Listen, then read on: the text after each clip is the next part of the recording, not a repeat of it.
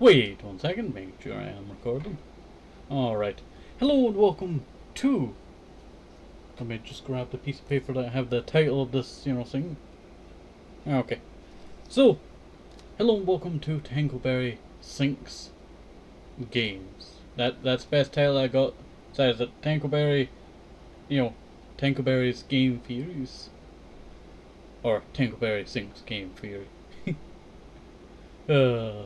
Okay. So, in today's episode, as you can already see from the background and the title, we will be talking about Fallout. So, everyone knows the story of how Fallout goes. If I just bring up, the nuclear bomb, and then it became a wasteland. So, let me just go to the Fallout wiki, and I'll give you a short, thing for any of you who are new to Fallout or have just seen the Fallout show and all that. Sorry, I have to move the stupid ad. Okay, so in the Fallout universe, on the date of Saturday, October 23rd, 2077 at 9:42 a.m., the Great War started. The Great War was a global I can never say that word. Thermonuclear war that took place on Saturday, October 23rd, 2077, that I already said, caused by the Sino-American War. It resulted in the destruction of all participating nations and abroad, global disruption of climate and billions of casualties as a result of nuclear blasts, exposure to radiation, and the subsequent collapse of social and government structures, all within the span of just 2 hours. The United States of America and the rest of the world were transformed into a wasteland. Even 200 years later, the consequences of the Great War can still be felt in the form of radiation, diseases, monsters, homicides, self-death, and starvation. Now that is just a little rundown for any of you who, words I cannot get out. That's just a little bit of a, description of what's, going on here. So, this has been a subject that has been, nibbling at my noggin for a little while, I tell you. And it is two theories, I tell you. Two theories. So, at one point in our history in real life, this, let's see. One point. I have to look this up because I forgot the number. Okay. What was the one point in history? No. In history, with the most nuclear weapons. That's it. Alright. Well, the closest I've ever been is, the Cuban Crisis, 1961. But that's not what I wanted to talk about. Alright. You know what, I cannot get the number. Oh, wait. You know what, I just cannot get the number. Can just not get the number.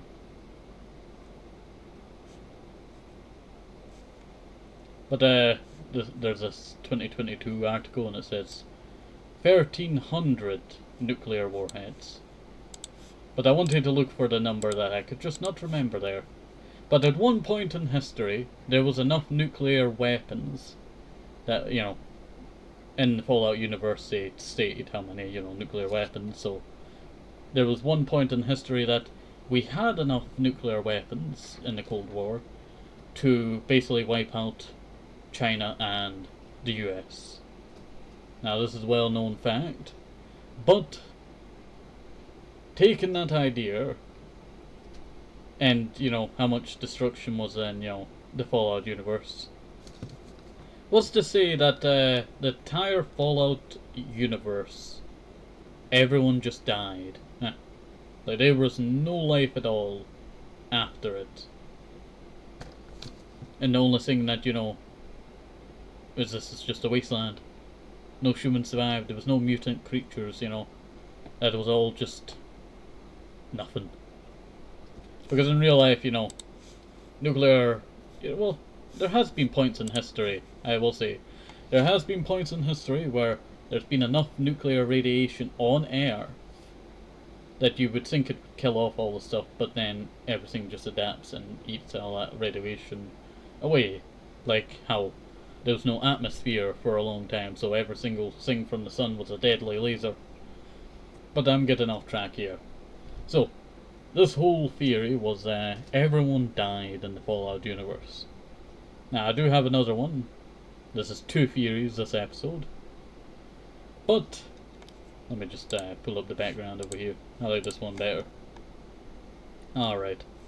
So, in the Fallout universe, everyone died when the nuclear weapons went off. The, you know, amount of nuclear weapons that went off, you know, would have destroyed the world.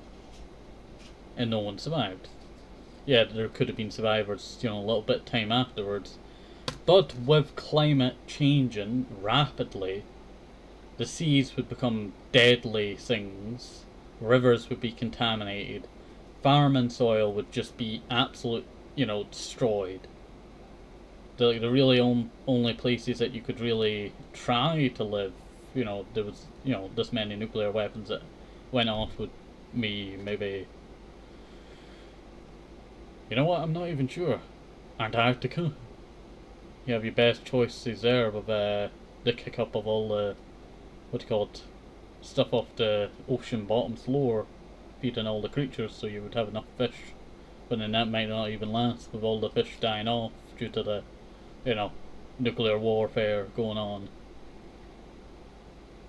You know what, my mind just totally blanked there because I saw about all the fish would be, you know, erased. It would be basically the Great Dying that actually happened in our, you know, world, our universe. The Great Dying that, you know, wiped out most of sea life and, you know, land animals. And that would, you know, leave gaps that would be filled by, like, crocodiles and all that. That would take those positions, filling a role that was previously fulfilled. Alright, but I'm going off track. So, let's say, you know, the entire world died on October 23rd, 2027. Like, there's nothing left. Not even 200 years later, there's basically nothing but maybe bugs. Maybe bugs. Maybe bugs. But, just a thought about it, Just a thought about it. Just nothing being left. There would basically be no Fallout games. But, you know, it gives you an idea, you know, of it.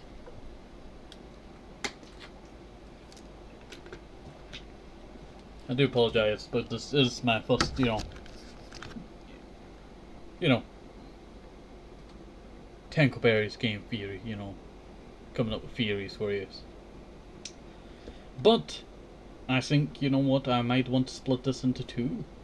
So, I will be splitting this episode into 2 episodes.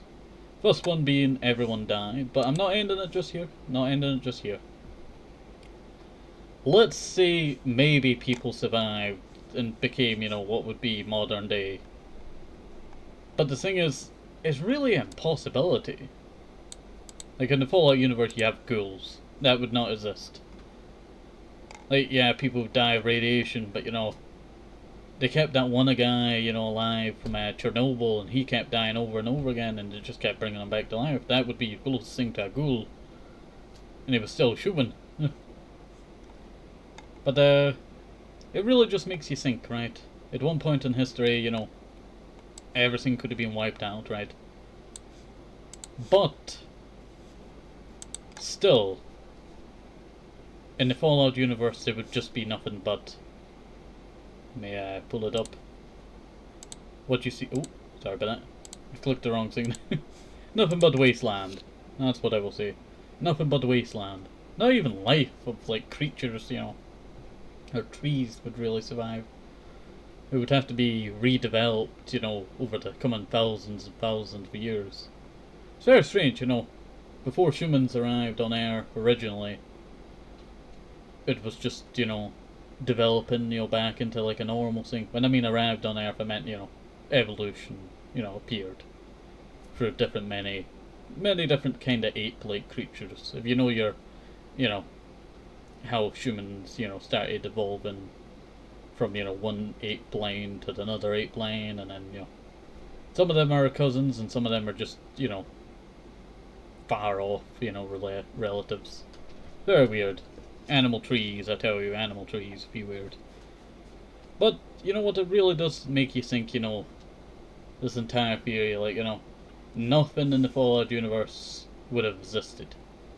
Like, everything would have died when the nuclear weapons went off. Like, what you see behind you would be, like, a happy fair, basically, for this area. You okay, Tony? Sorry, you're just patting his little feet. Okay. But I will be ending this fuss theory here. I do apologise, I'm not the best at doing theories just yet, I tell you. I want to do a couple of these, a few of them. Even if they're not very popular, I thought, it'd be a fun fact to talk about. Everyone just dead. Everything, just not alive in the Fallout universe. It really just makes you think, right? Like, what would have evolved from what would have been the wasteland? Like, if I look up what creatures would survive a nuclear war, it's a beddled rotifers. Okay, you know what? I can actually show you this. I'm gonna bring this away.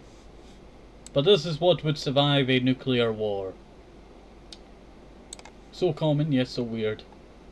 The Betadoldia is a class of rotifer found in freshwater habitats all over the world. There are over 450 described species of... Then how would this thing survive? Because fresh water would not last a nuclear war. Like, you're thinking about nuclear war, yeah, like one nuke going off, yeah, it's bad. But it's still cleanable.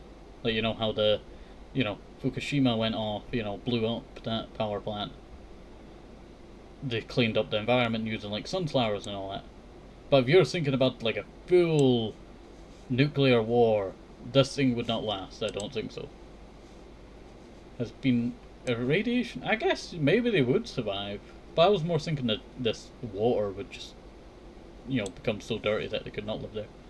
So have tardigrades, also known as moths. You know what? Oh, it's a little tiny bear. I remember they actually shot this guy with like a laser or something, killing him recently. Oh, that was terrible. They were first described by the German zoologist Johann August Ephraim Gose in 1773. That would be Prussian, I'm pretty sure. You know what, I'm not sure. Was the German Confederation around there? Tell you, my brain's not working now, so I can't really think too much. Like goldfish or mummichog. You know what, it's very interesting to think, some of these creatures would have survived. But it really just gives you an idea. Not much would have survived a nuclear war. Like, now I'll do one last thing, because I am getting, a little bit too far ahead of myself here. What plants would survive a nuclear war? Specifically, there's this research showing that certain foods may still be available in parts of the world after a nuclear disaster, such as konjac. Konjac, a plant also known as the devil's tongue. I feel like that's kind of like an over-exaggeration thing.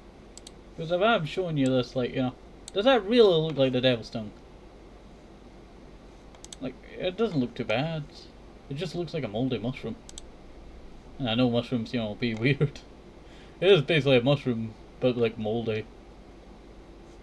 That's funny. That's funny. But that looks not too bad, actually. Not too bad. And a plant known as the cassava, wild oyster mushrooms. Sapples. I wouldn't. No, sapples are a different thing. I didn't expect that to survive. Cassava. Oh! I know these. That is so weird. All of these things would survive. Oil pans, wormwood. Wormwood is, not a bad wood. Dillo, tamarind, baobab. That is weird, I tell you. Life would just be vegetables. Life would just be basically vegetables. Sorry, I've lost where I was there. But life would just be vegetables. Okay. Well, hopefully you did enjoy this, first test theory episode. I do apologise if it's not like, high grade, but you know what? This was itching at my mind, for a little while, and I do have the second one that I will talk about after in part 2 of this episode. So, have a nice day, safe, have the supple, move some more shit, make up the right one, very important. I'm a bye, see you next time, have a nice day, bye bye.